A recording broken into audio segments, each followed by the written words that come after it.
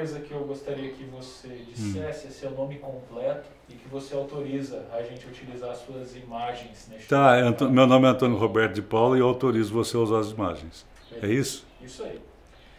De Paula, eu gostaria que primeiro você falasse sobre a Dona Bárbara. Dona Bárbara Bueno Neto, depois Dona Bárbara Barros, né? Quem era essa jovem, bela senhorita no final dos anos 1940? A Dona Bárbara foi uma mulher à frente do seu tempo, seguramente.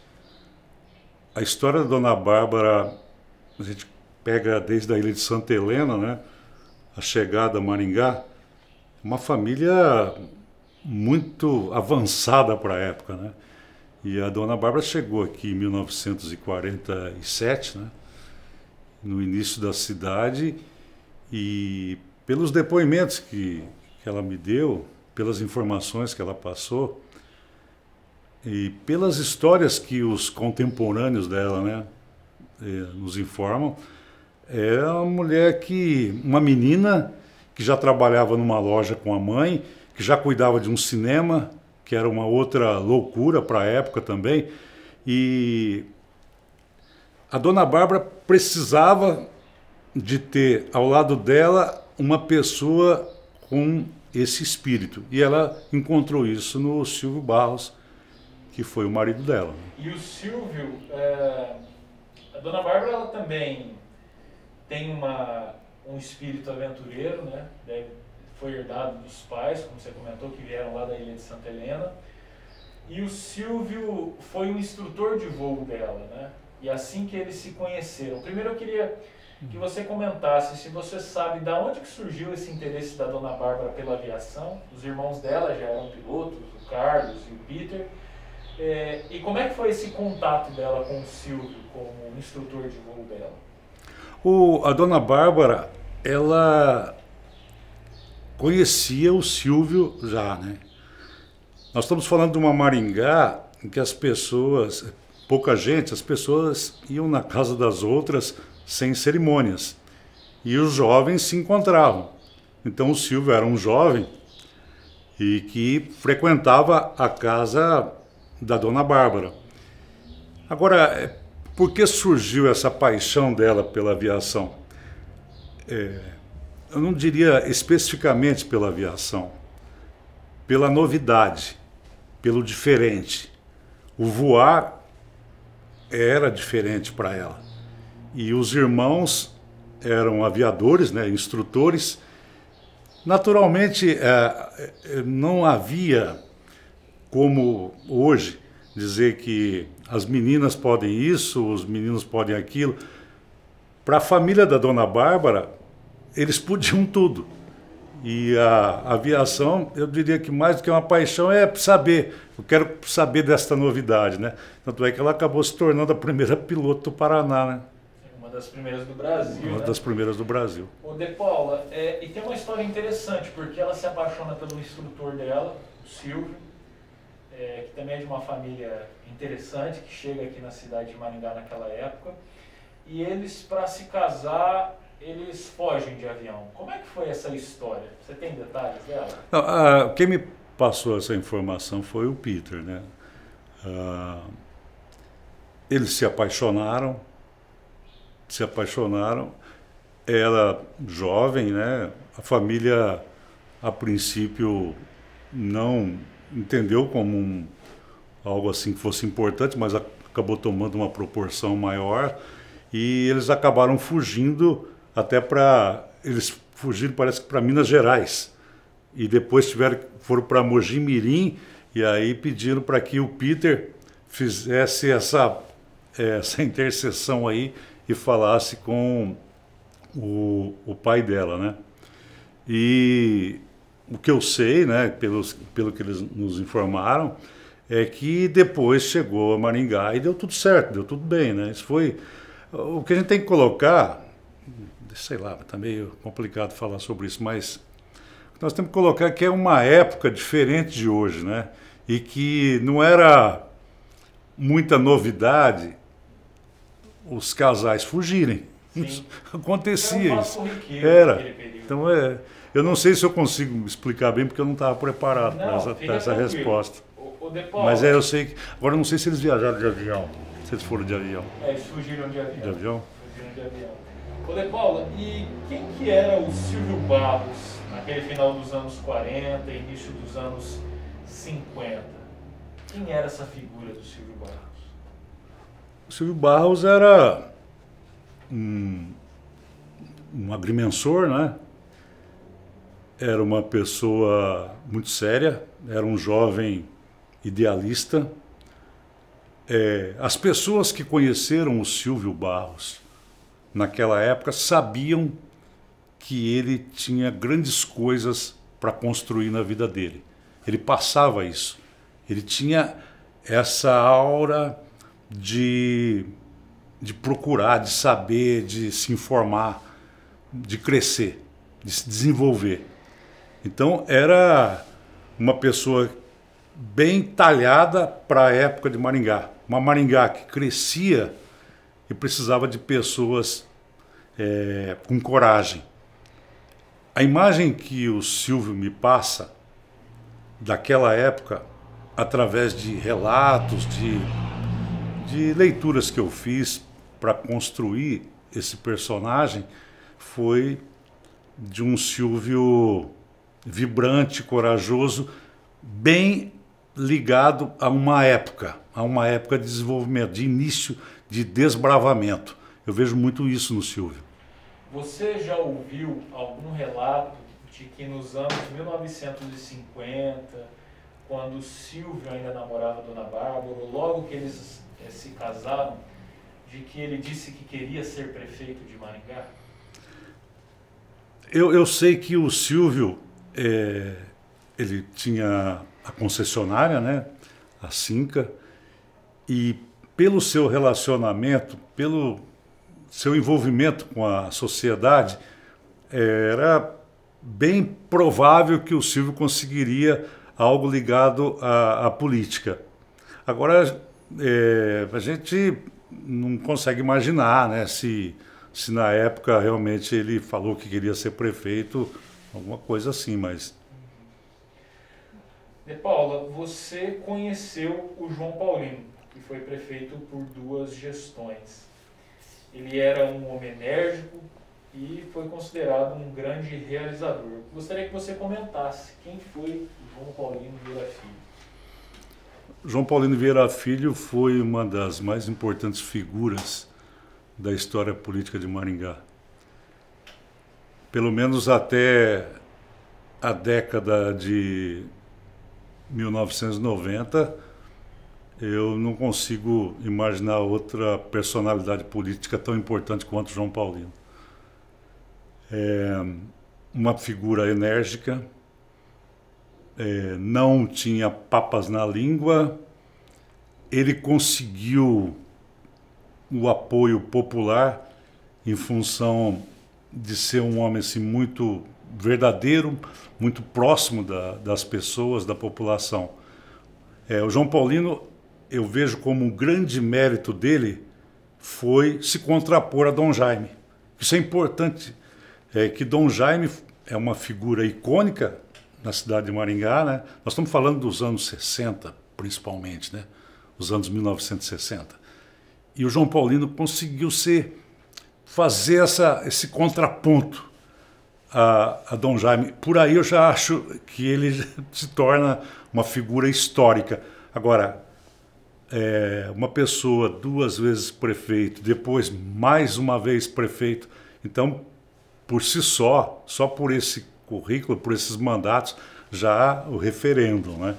Mas o João Paulino é muito mais do que isso, ele tem muito mais vertentes para se analisar. Ele é uma figura bem complexa, mas ao mesmo tempo ele é uma pessoa muito simples. Quem conversou com o João Paulino sabia que era o olho no olho, resolvia rapidamente as coisas. Eu vejo muito o João Paulino isso. Tem algumas passagens marcantes do João Paulino que eu vi, eu garoto ainda, nos anos 70, na Praça Gomes Carneiro, uma obra ali na Praça Gomes Carneiro. E o João Paulino usava muito camisa branca, de mangas curtas. E ele, junto com o pessoal da prefeitura, do serviço público ali, ele gostava de participar. E não era o tal do marketing, apesar que era um baita do marketing, mas não fazia isso por marketing, nem existia isso, essa ideia, eu acho. Ele fazia porque realmente ele tinha essa preocupação de que o serviço fosse bem feito. Lembro muito disso. Estava próximo. Estava sempre próximo, eu lembro muito disso. E você entrou na prefeitura em 77, foi isso? Pois é. Na verdade eu entrei na prefeitura em 77 porque na época não tinha concurso, a pessoa era admitida na prefeitura. Eu era um garoto e meu pai, Alcebiades de Paula Neto, ele foi um dos líderes comunitários do Alvorada, do Jardim Alvorada, nos anos 70. Por conta do caminhão, né? Desculpa. Tá. Não, tudo bem. Qual parte que eu estou falando? Não, meu pai? Vou puxar você. Eles são uns instantes, deixa eu dar uma organizada aqui no microfone. Miguel, você me desculpa, cara, mas a dona Bárbara eu não me lembro do Silvio. Se eu tive muitas informações. Eu acho que eu tinha que ter mais. Eu não me preparei, velho, para isso. Fica tranquilo, cara. Não esquenta não. Ah, mas você vai cortar um monte, só deixa umas frases aí, tá bom.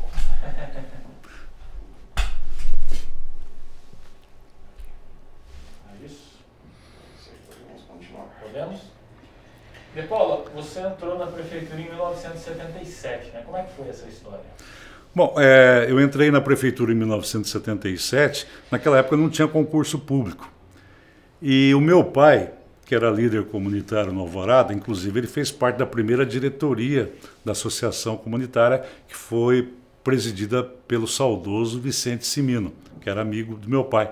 Uma das primeiras reuniões foi na minha casa. E o João Paulino, candidato a prefeito, ele se aproximou do Alvorada. Porque o Alvorada, nós estamos falando de 1976, que ainda não tinha o projeto Cura, que deu aquele desenvolvimento no Alvorada, o asfalto e tudo mais, o calçamento. E o João Paulino teve o apoio do Jardim Alvorada e ele conseguiu se eleger muito em função do apoio do maior bairro da cidade e que era habitado principalmente por pessoas que vieram do campo, né, em função da geada e tudo mais. E logo que o João Paulino ganhou as eleições, aí o meu pai, nem meu pai, foi minha mãe. Nós fomos à casa do João Paulino, ele, a dona Branca, eles nos receberam, e eu, morrendo de vergonha, molecão, aí a minha mãe falou, precisa arrumar um emprego com meu filho, e eu trabalhava na Transparaná. E trabalhar na prefeitura seria bem interessante, né? E foi quando o João Paulino falou, não, nós vamos arrumar um emprego para o menino. E eu fui trabalhar com o vice-prefeito Sinclair Sambati, que é uma figura histórica, maravilhosa, um ser humano admirável. E ele foi o meu patrão na Codemar, antes da Codemar, né? Na Secretaria de Expansão Econômica, antes de... depois Codemar, depois foi para Sanepar. E trabalhei lá com Domingos Trevisan e Humberto Crispim de Araújo. Então foi isso. Aí em 79 eu saí para trabalhar no Bradesco, mas foram assim 2 anos, mais ou menos 2 anos, que eu fiquei na prefeitura. E o João Paulino, a gente tinha o contato, ele aparecia, mas nada... aquela coisa, a figura do prefeito João Paulino, a gente era funcionário e tinha esse respeito, logicamente, mas não era nada exagerado, não. Era uma pessoa simples. O João Paulino era uma pessoa muito simples. Foi durante as gestões do João Paulino que o time da cidade venceu os estaduais, né? O Grêmio Esportivo de Maringá, que foi bicampeão em 63 e 64, e depois já com o Grêmio de Esportes Maringá em 77. O João Paulino se empenhava para fazer a cidade ter um time gigante. Como que se dava essa articulação, Paulo? O João Paulino era um apaixonado por futebol. Como ele articulava os patrocinadores ali? O João Paulino, se a gente começar pela história, ele veio de Mandaguari, um promotor público, e ele gostava tanto de futebol que o estádio chamava-se Dr. João Paulino Vieira Filho, que ele que viabilizou o terreno junto à companhia Melhoramentos lá em Mandaguari. Ele chega em Maringá e logo que ele assume a prefeitura, é fundado o Grêmio Esportivo Maringá. Não por acaso, mas por interferência dele. A cidade precisava ter um clube profissional. Então, teve a tentativa com o clube profissional, com o Maringá. O primeiro Maringá Futebol Clube, em 1958, tentativa com o CERM, mas em 1961 é fundado o Grêmio Esportivo Maringá com o apadrinhamento, né, o patronato com o mando de João Paulino Vieira Filho. A partir daí, a cidade abraçou o time em função dos bons resultados. Mas João Paulino, diga-se, Prefeitura Municipal de Maringá, abraçou antes o clube já começou com ele. E foi um tempo de glórias, né? O time foi bicampeão paranaense, 63, 64, em 65 foi vice-campeão. Então, Maringá deve a esse tempo de glórias, sem dúvida, a João Paulino Vieira Filho. Jogou com a seleção da União Soviética, jogou de Viena. Também jogou com a União Soviética, grandes amistosos aqui, né? Então esse Grêmio Esportivo Maringá, ele está na história do futebol paranaense e até do futebol brasileiro, porque foi campeão da Série B do chamado Robertinho. Agora, interrompemos esse Grêmio Esportivo Maringá, que fecha as portas em 1971 e acontece tudo mais, e chegamos em 1977. Outra realidade... Até eu queria que você comentasse, como é que surge esse novo Grêmio em 77? Como é que acontece isso? O Grêmio Esportivo encerra as atividades em 71, eu queria que você falasse um pouquinho sobre isso.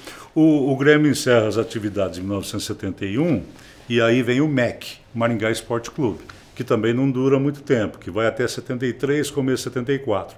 Em 74 é feito um movimento na cidade, liderado pelo Eônio Silveira Pomo, o Apucarana, e surge, tendo como embrião Esporte Clube Operário, o surgimento do Grêmio de Esportes Maringá.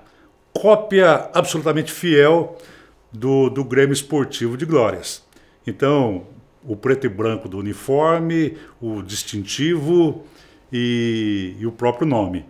E esse time de 75, ele nem começa a jogar em Maringá, porque o estádio Lideu estava em obras, e por acaso, eu diria, esse time acabou sendo campeão em 1977. Logicamente que por acaso não. Aí você começa a avaliar, analisar hoje, né, tirando assim o foco de tudo que cercava esse futebol profissional e começa a ver detalhes. O prefeito era João Paulino, ele tinha pessoas da sua confiança, era uma época diferente de hoje, não é? Apesar que com João Paulino a prefeitura não disponibilizava dinheiro para esse clube, mas só que o João Paulino telefonava para os empresários. E era uma época que o prefeito ligava e parecia que era uma determinação, né? E o João Paulino que ligou, né? Não foi um fulano cicrano. O prefeito ligou e pediu para que a empresa tal colaborasse no pagamento dos jogadores para adquirir o passe de um jogador. Então, o João Paulino se envolveu de uma forma tal que ele colocou pessoas de sua confiança, mas ele queria também ver treinos, queria saber quem que estava vindo jogar. Ele tinha uma participação muito ativa porque ele gostava de futebol, né? Tanto é que ele se envolveu diretamente, indicando, com aceite do Conselho Deliberativo, o Marcos Mauro Pena de Araújo Moreira para a presidência do clube, né? O Marcos Mauro Pena de Araújo Moreira foi o presidente, né, um fanático torcedor do Atlético Mineiro, saudoso Marcos Pena, uma figura boníssima, uma pessoa muito afável, mas que era o João Paulino ali, era o João Paulino. Ele tinha as suas deliberações, mas ouvia sempre o João Paulino, né? Então, essa credibilidade que o Grêmio conseguiu foi em função de ter pessoas sérias no comando, mas ter sempre a figura do João Paulino por trás. E a população acreditava no clube pelos resultados e também porque sabia que o prefeito estava por trás, né? O chefe de gabinete do João Paulino nessa segunda gestão foi o Sidney Meneghetti, filho do seu Felizardo Meneghetti da usina Santa Terezinha. O que você se lembra do Sidney como chefe de gabinete? Como é que era a participação dele? Era algum acordo entre o João Paulino e o Felizardo? O que você se lembra disso? Não, o Sidney, eu coloco o Sidney como uma pessoa importante nesse processo, nessa ligação, nessa ponte, né, entre a administração municipal, o empresariado e o clube.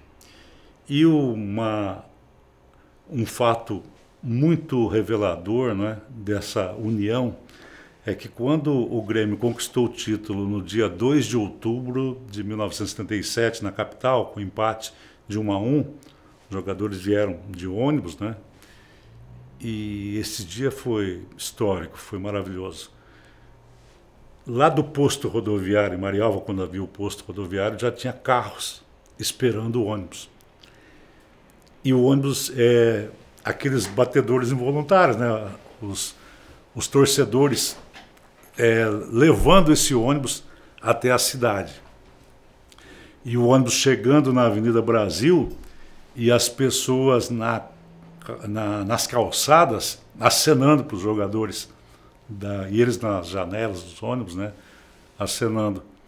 E esse ônibus vai pela Brasil, entra na Getúlio Vargas, até o Itamar Belas Almas, grande amigo nosso aqui do museu. Ele desceu, falou, eu estava muito cansado. Ele morava no Maria Tereza e subiu. O ônibus parou em frente à prefeitura e todos os jogadores e torcedores e tudo mais entraram no Paço Municipal, entraram no gabinete do prefeito. Então, para você ver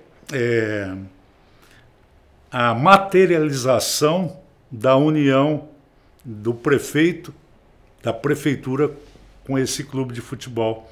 E quem está nisso é João Paulino. Legal. Na primeira gestão do João Paulino, nós tivemos melhorias no estádio regional Willie Davis. Eu gostaria que você comentasse sobre essas intervenções feitas por ele, lá na década de 1960. O estádio Willie Davis era o estádio dos eucaliptos, né? Ali não tinha nada, né? Aí você vê que o João Paulino, além da criação do clube, ele tinha que dotar o próprio da municipalidade, que se diz, né? De condições para que tivesse um público, né? Para tivesse mais público. Então tem as famosas arquibancadas de madeira. Agora tem a história, né? Que coincidentemente, ou não, foi no mesmo período que o estádio do CERM pegou fogo. Então é bem interessante essa história. Eu não sou testemunha dessa época. A gente lê muito, a gente ouve muita conversa com relação a isso. Mas conforme pegava fogo o estádio do CERM, onde hoje é o SESI, era erigido, né? Era construído o estádio Willie Davis, as arquibancadas de madeira, né? Aquelas famosas, né? Que temos fotos aí do pessoal chegar de bicicleta para assistir o jogo, muito bacana. Legal. Bem, o Luiz Moreira de Carvalho ele vai instalar o sistema de iluminação no estádio. Depois o Silvio Barros promove uma grande reforma e modernização. Como é que ocorreram essas obras no estádio para que ele se apresentasse como a gente conhece hoje, José Paulo? Olha,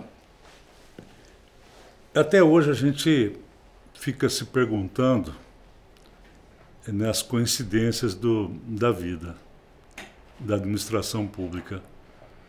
É formado um clube de futebol na cidade e, ao mesmo tempo, já vai se reformar o estádio. Não há um meio termo. Então, eu faço esse questionamento, eu faço essas interrogações, porque até hoje ninguém me explica isso. Por que o Grêmio de Esportes Maringá, recém-fundado, fundado ali, o primeiro campeonato paranaense, teve que mandar jogos em Marialva? Porque a prefeitura proibiu que esse clube jogasse na cidade, porque disse que ia reformar o estádio. É lamentável, é muito triste isso, porque mostra uma desunião, não há um meio termo, não há um acordo para que siga a construção e que o clube mande os jogos na sua cidade. Agora, você analisando o lado da administração pública, havia necessidade de ter um grande estádio. havia necessidade. E como de fato foi um novo estádio construído na administração do Silvio. Só que, enquanto isso, em 1975, os jogos tinham que ser realizados em Marialva. Agora, o estádio reformado, o novo estádio, será que esse time seria campeão em 77 se não tivesse o estádio que teve? Para comportar mais de 20 mil pessoas? Aquilo ali ficava apinhado, era uma lotação absurda, aquilo era uma coisa de louco. E como é que ganha esses jogos? Ganha-se com o fator torcida, é preponderante, né? Ele é fundamental para se ganhar jogos, quando a coisa está bem equilibrada. Então, foi muito bom ter ocorrido a construção do estádio Willie Davis finalizada, né, em 76. Mas, por outro lado, eu vejo como uma medida política para não dar uma sustentabilidade para aquela equipe recém-fundada. No fim, para a sorte, para a alegria dos torcedores, esse time voltou para Maringá, começou a mandar jogos e bem no campeonato em 1976, e aí em 77 acabou sendo campeão, e hoje nós temos aí, com as reformas que vieram depois, um estádio muito bonito, um dos mais charmosos do Brasil, eu acho. Não, excelente análise. Eu não sei, essa análise me veio agora, Miguel. Não, mas foi excelente. Eu acho que ainda não tínhamos enxergado, viu? Não sei o que você vai aproveitar dessa conversa nossa aqui. De Paula, durante a gestão do Luiz Moreira de Carvalho, a taça Jules Rimet passou por Maringá. Eu queria que, primeiro, saber se você conseguiu cravar uma data que isso aconteceu. E segundo diversos relatos, a taça teria permanecido por um dia e uma noite na cidade. Durante o dia, ela circulou por alguns pontos, entre eles o gabinete do prefeito. Para fins de segurança, durante a noite ficou trancada no cofre do Banco Sul-Americano do Brasil, instituição localizada na Avenida Getúlio Vargas, esquina com a Santos Dumont. Comente para nós sobre isso. Essa história da Jules Rimet, o Brasil foi campeão em 58, trouxe a taça. Jules Rimet. Em 62, ele continuou com a taça. E antes de entregar essa taça para a Inglaterra, porque a Copa de 66 foi na Inglaterra, durante os anos de 63, 64, 65 e até 66, ela andou pelo Brasil. A informação que eu tenho é que ela veio para Maringá ainda em 66, no início de 66. E foi o pessoal da prefeitura e do Grêmio, do Grêmio Esportivo Maringá, o pessoal que ficou responsável por essa taça. E eu tenho fotos, né? E quem levava essa taça, que acompanhava, era o Navarro Mansur. Navarro Mansur, que foi diretor, que é outra figura também fantástica da história do futebol, porque ele esteve nos primeiros títulos do Grêmio na década de 60 e também em 77, o saudoso Navarro Mansur. E essa história da Taça Jules Rimet foi há pouco tempo que nós conseguimos levantar isso, que a gente não sabia dessa história maravilhosa da taça, e temos várias fotos aí que comprovam esse passeio aqui em Maringá. Você acha que foi uma réplica que veio para Maringá ou era a taça mesmo? Eu não quero acreditar nisso, não me deixa nessa Não, eu acredito que tenha sido a original, assim, eu acho que tenha sido. Eu tenho uma hipótese, só para comentar sobre só para saber. De que a taça ela foi patrocinada pelo Banco Sul-Americano do Brasil para fazer uma turnê. Aqui, Paraná, Santa Catarina, Rio Grande do Sul. Pode ser. Porque ela ficou na noite lá no cofre do banco, né? Quer dizer, tantos bancos na cidade, por ser uma taça do país, esperava-se que ela ficasse no cofre do Banco do Brasil e não no banco privado. Então essa nunca pensei nisso não. Mas não conseguia aferir sobre isso. Eu não sei também não. De Paula, o Silvio Barros também viabilizou outro projeto muito importante ali para a área esportiva, para a Vila Olímpica, que foi o ginásio de esportes, que depois dava o nome de Chico Neto, que foi inaugurado no final de 75 e depois em 76, né? 2 etapas. Gostaria que você falasse sobre esse importante equipamento esportivo da cidade. O ginásio de esportes Chico Neto, inaugurado em 76, ele foi importante, eu reputo assim, pelo seguinte aspecto. A partir da construção do Chico Neto, se transformou realmente na Vila Olímpica. Hoje, a gente analisando, se não houvesse a construção do Chico Neto, poderia ter outras obras ali que não fossem ligadas ao esporte. Mas a partir do momento, já tinha o Willie Davis e depois o Chico Neto, aí tudo que viesse teria que ser ligado ao esporte. Então isso foi muito importante. A memória que eu tenho do Chico Neto é um estádio, um ginásio de esporte muito grande para atender para o público que frequentava o futebol de salão, o futsal. Porque antes os jogos eram mandados no ginásio de esporte do Maringá Clube. Super aconchegante, aquele aperto, aquela pressão. Então teve jogos abertos ali, né, de 1973, jogos maravilhosos que eu acompanhei. E quando foi inaugurado o Chico Neto, para 7.000, 8.000 pessoas, se tivesse 1.000 pessoas no ginásio, era como se não tivesse grande público. Então, a princípio, foi assim, algo assim grandioso demais para a cidade. Mas, logicamente, que depois, com as adaptações que foram feitas, se revelou assim de uma importância muito grande para a cidade. E hoje é um cartão de visitas. Hoje você fala em Chico Neto para as equipes amadoras do futebol de salão do Brasil, futsal do Brasil, do vôlei. Então, acabou se tornando um nome assim nacional, né? Mas o bacana do Chico Neto, quando fala da inauguração, o Silvio Barros pai, ele teve uma clarividência de chamar para secretário de esportes uma das figuras mais apaixonadas pelo esporte, que foi o Sérgio Abujanra. Uma pessoa muito querida, um meu amigo, uma pessoa que eu tinha grande consideração, que faleceu em 2020. E o Serginho Abujanra, ele forçou o prefeito para construir o Chico Neto.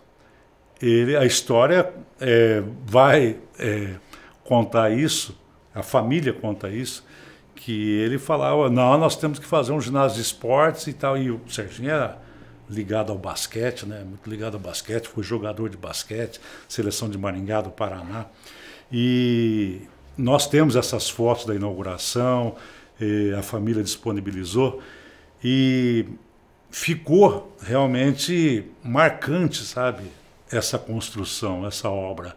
Essa obra, por tudo que representa, né, desde 1976 até hoje, foi uma grande sacada, foi muito bom ter ocorrido isso.